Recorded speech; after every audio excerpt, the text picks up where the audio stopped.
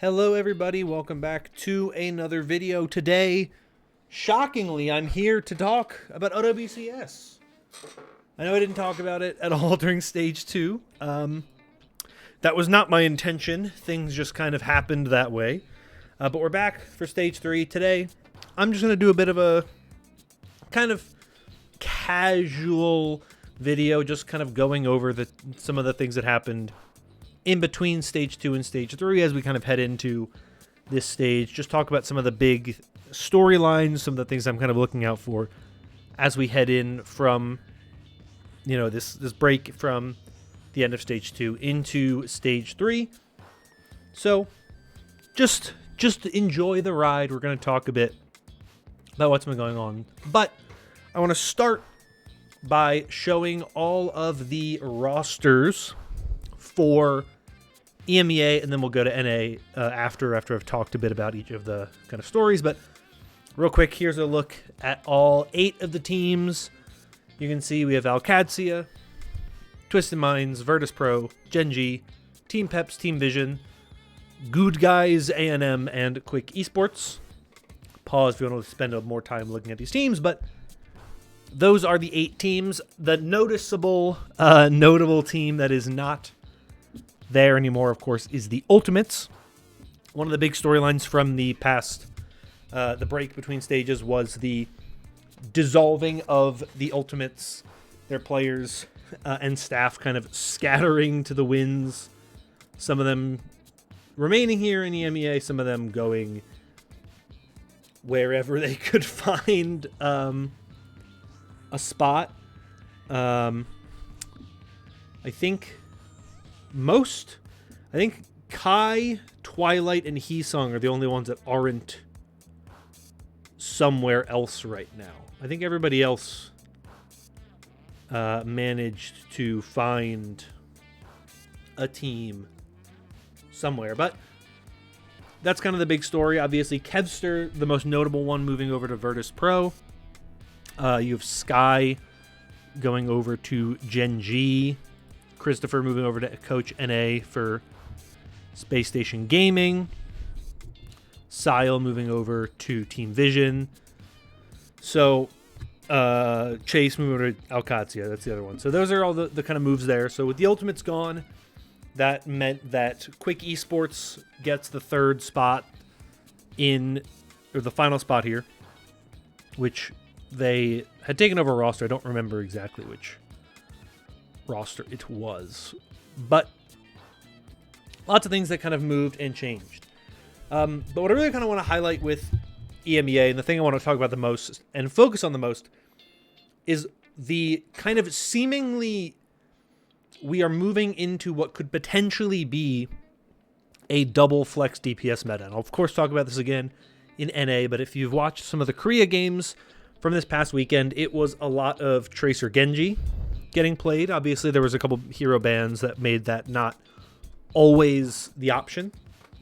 And they were also playing a lot of Wrecking Ball in Korea, which I don't necessarily think we'll get in EMEA in North America. It's possible. I will say a lot of the Korean tank players are back to Korea. A lot of the teams that had Korean tank players no longer have Korean tank players. Like Gen G, for example, they no longer have Mag. Their tank now is Tread, and that's a noticeable kind of change. But if you look around at a lot of the teams in EMEA, Alcad have always technically had 2 flex DPS players, because Lambda historically is known for stuff like Pharah and Echo, as opposed to the Sojourn that he became really, really good on over the past 2 years, and all of a sudden it was just like, oh, Lambda can... It was this year, I think, is when he really kind of stepped up. Where we all just kind of went like, oh, he's like actually an incredible Sojourn. We just didn't really get to see it a lot. But then like Virtus Pro brings in Kevster, so now they have Kevster and Jwoo that can play. Gen G brings in Backbone, who they can pair with Who Are You, potentially. Especially if it's a Genji Tracer meta, you know you can get good Genji play out of Who Are You. I think you probably want Exodial on Tracer if you can. Like, you obviously want Who Are You to be your Genji player. I don't know how good the Tracer would be on either Exodial or Backbone, so I don't feel great about them in that capacity. But if Genji is hard meta, I mean, you can really get away with getting Who Are You on that Genji, as long as Genji's not banned. But I don't know. I don't know if they're going to run somebody else on Genji, or, you know, because Who Are You might also be their best Tracer, which could be a bit of an issue.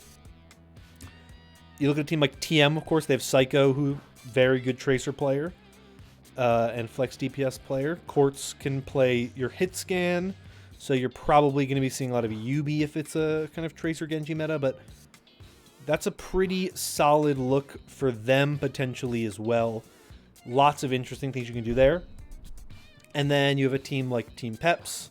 You have Zoro and Dip as your primary. I guess if it's Tracer, you probably would also run Soon, because Soon's a very good Tracer historically. So it's definitely a thing that you can look around and you can see a lot of teams have gone, if they can, with that double flex DPS. The other interesting team here that isn't necessarily interesting for double flex DPS reasons, though I imagine Cookie84 can play Tracer at a decently high level. Team Vision, who kind of come in from this promotion relegation tournament. This is where Violet is now. Choi Se-won's on this team. They could be a team that really does punch up and does manage to potentially be one of those teams competing for one of the 3 spots to the World Finals coming out of EMEA. I think they are... I don't want to say they're a sleeper team. I think a lot of people will look around EMEA and say it's probably the 4 best teams are OWCS, Twisted Minds, Virtus Pro, and Team Vision. Gen G is kind of a mess right now. They have 4 support players. There's a lot of things going on there. I think technically one of their players is not on the active roster, most likely Gara, if I had to guess, the Saudi Arabian support player. I think he is probably on the team for Saudi E-League. But when I look around at a lot of these rosters, my guess is it's going to be OWCS, Twisted Minds, Virtus Pro, and Team Vision. And I think if it is a double flex DPS meta, Virtus Pro really does have a lot of things in their favor. Bringing in Kevster, I mean, he is a dynamic playmaker. He can play the Tracer at a super high level. He can play the Genji at a super high level. So you know you're getting good value there. Jwoo can also play either of those heroes, so you're in a pretty good spot no matter who you put in. But I do really like the changes they made going into this stage. Plus, if Hitscan does become something that gets a lot of playtime, which is always possible. You know, Cassidy's had some changes. I think he had a bug at the beginning of this season that made him broken as all hell. That I don't believe is there anymore. So I don't think we'll see a ton of Cassidy, but Cassidy, Sojourn, you never know what kinds of maps you could get. I know the map pool was released. I don't remember it being super hit scan heavy. You do have Junkertown and Gibraltar in it, so maybe on those maps you could see a bit more of it, but I think it's probably going to be a lot of Tracer Genji. I would be shocked if that wasn't the majority of what we get all stage. And that's part of why I feel really good about Virtus Pro, is just that they have maybe the best Tracer Genji duo in Europe. And we already saw them. They were very, very good in Stage 1. Yes, they fell behind a bit in Stage 2. They were not as dominant. Obviously, didn't win the stage like they did in Stage 1, so clearly they were not as dominant. But I do think they still looked very good. I mean, they were good enough to win over, once again, why can't I remember what their name, Weibo, at EWC. So they have looked pretty good. They were really good at EWC. I thought Virtus Pro at EWC was one of the most overperforming teams. They performed way better than I think anybody thought they were going to. And that's a huge benefit. Like, that was a major, major win for them to look that good in EWC was impressive. And they beat a team out of Korea. They beat, obviously, the best team out of China. Like, those are 2 solid wins. Now you add Kevster to the equation. I think they're in a really, really good position. So I tentatively think Virtus.pro might be the team to beat in EMEA, really on the back of whatever the DPS kind of meta is, if they can get a lot of value with Jwoo Kevster. But I still think ATVI is going to be very good. You just look at what they've been able to do the past couple of stages. Stage 1, the expectation, at least for me, and I think a lot of other people who pay attention to the scene, I don't think anybody thought they were going to be as good as they were. Lambda just absolutely overperformed where a lot of people thought he would. And so I think you just look around at what they've been able to do, and it was a massive success. And Twisted Minds, stage 1 did not look particularly good, but they have really kind of solidified themselves quite a bit. I think bringing KSA in helped a lot, just kind of solidify the roster. So I think the top 3 are probably going to be the same 3. I think Team Vision's going to try to punch up. I think they have a bit of an uphill battle, just because as much as I do think Choi Se-won and Violet add a ton of value to this team, they bring in Cookie84, I believe, from... Oh, where was he playing? He was on Peps. So they bring in Cookie from Peps. They bring in a couple other players, but really I think like it will be interesting to see if they're able to get as good as we think they might be, but I do find it difficult to pick any 3 other than ATVI, Twisted Minds, Virtus.pro as the 3 to move on from here, but it's possible. We'll have to see how the meta shakes out. We'll have to see how the teams look going forward, but overall, I think those 3 look like the top 3. And I think Virtus.pro, without having seen a single game yet, I think they're going to be pretty good. I think they are my pick to win. I'd put ATVI just behind them as my top 2. But I think TM will be in the conversation. Probably is that 3rd team to come out of EMEA. So those are my thoughts on EMEA for the most part. Like I said, there's other teams. I didn't really cover all of them. I just don't think some of the teams are going to be competing at the highest level in terms of like really pushing anybody. So I'm not going to make a big deal out of that. But next, let's pull up the North America rosters. You can see our teams. We have GK Esports or GK Esports. I still don't know how you actually are supposed to pronounce it. And they've been in the OWCS for a stage. Still don't know. Team Liquid, Nightmare, Space Station Gaming, Soccer Esports, Extinction, Team Z, and Dildux. I didn't realize that Supernova... Oh, because that was yesterday as of me recording this. That's why. Obviously, if you look at the rosters, you see Extinction has a couple of spots empty presently. So I don't know what's going to happen there. We'll see, I guess, who they bring in. I think the biggest story coming out of North America, and like I said, we'll talk about the double flex DPS here in a second. Obviously, top team, GK Esports, made no changes. They have won back-to-back stages so far in North America. Obviously, they were Nightmare in Stage 1. They were GK in Stage 2. It's pretty much the same core. I think they lost Zera, but other than that, it's the same core. So they stay largely the same. Team Liquid loses Knife, but they hold on the Tree and Zera, so they still have a very solid core there. The big change near the top, of course, is kind of the DPS swapping that happens with Nightmare and Space Station Gaming. Chronic leaves Nightmare, goes to SSG. Seeker leaves SSG, goes to Nightmare. Obviously, there's other changes as well. Lep also was on Nightmare, leaves and goes over to SSG. And Squid and Nenwai also come over and join this Nightmare roster, where when you look at SSG, they lose Seeker, Kellen, and Bliss, and Unter as their coach, and they bring in Chronic, Hawk, and Lep,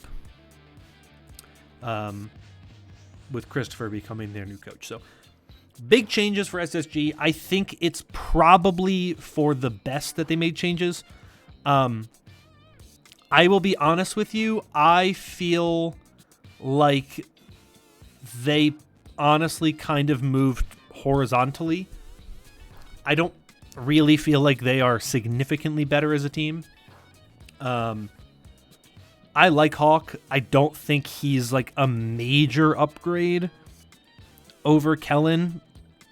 I need to see Hawk play a wide variety of heroes again. I think obviously we saw him play last year and he was good when he was on M80, but I think NA is way, way better than it was last year when he was on M80. It's way more spread out. It's not like it was at the beginning of the year last year. It was just like two good teams in NA.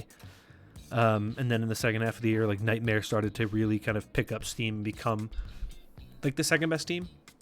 So I don't love just having Hawk as their tank, but I think they've trimmed down. You have a coach in Christopher who I believe in very heavily, and I think that you still have a lot of talent with Sugar Free being the star DPS player in this team.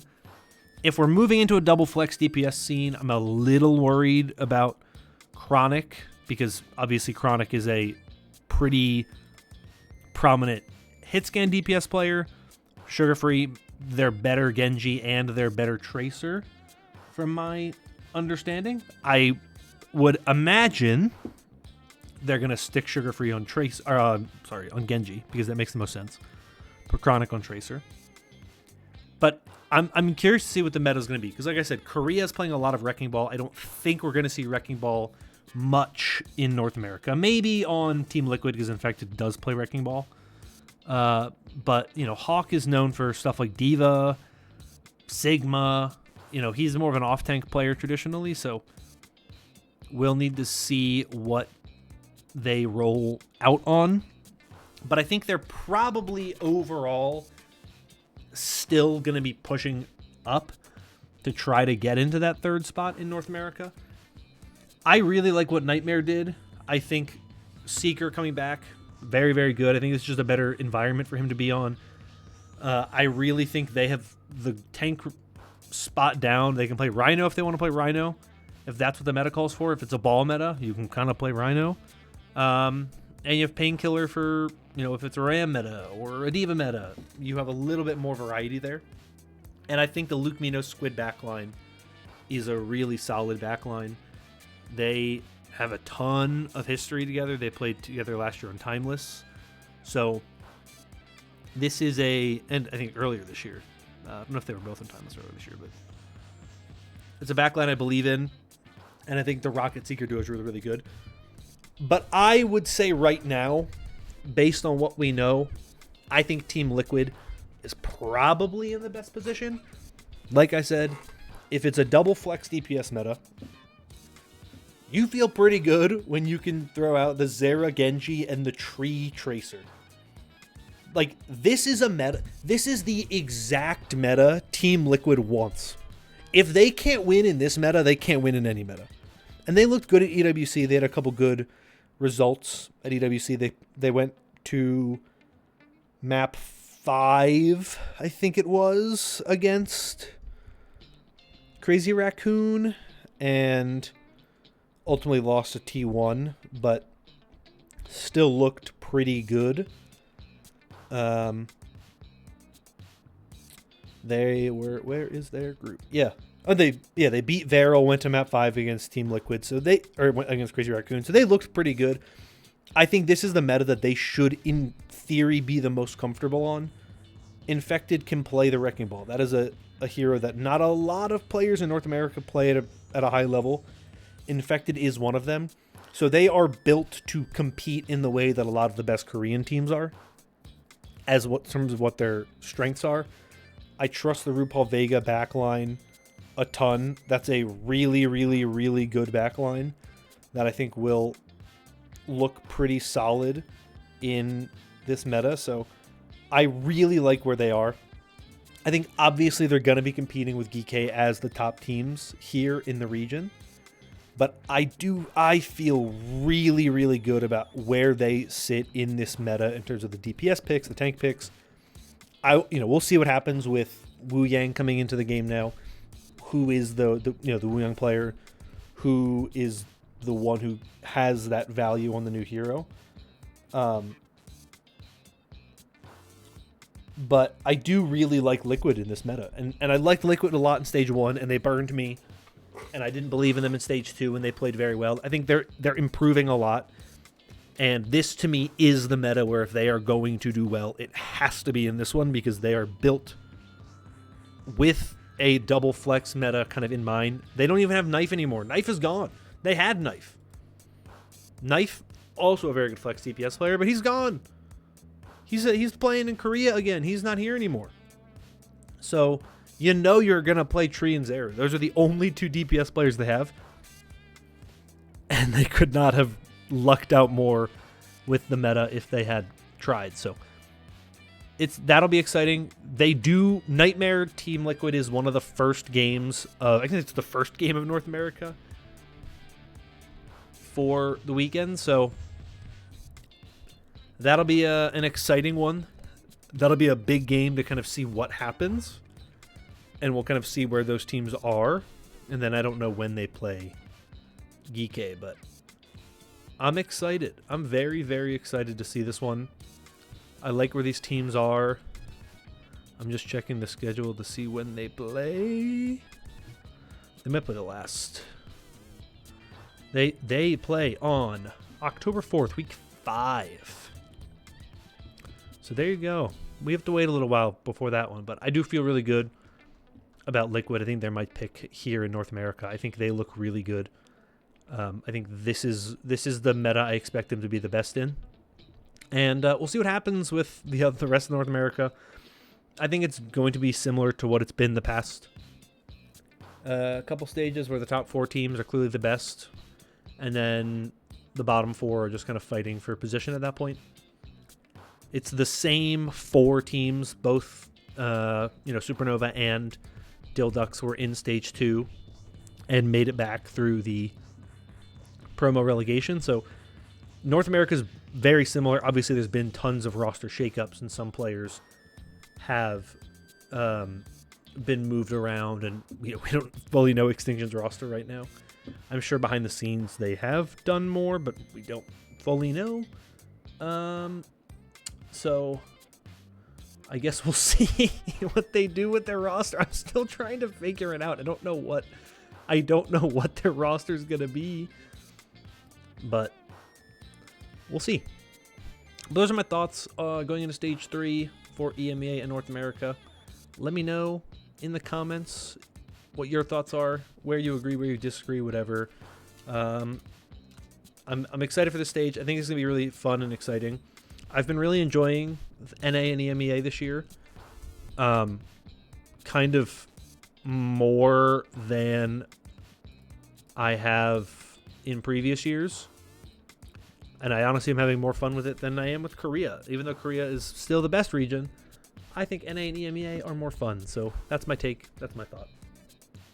But yeah, let me know in the comments down below your thoughts. And if you enjoyed this video and want more like it in the future, consider liking and subscribe for more content like this, and your support, of course, it does help out a lot. But that's going to be all for me for today. Thank you all so much for watching. Hope you're all staying safe and staying healthy. And until next time, bye-bye.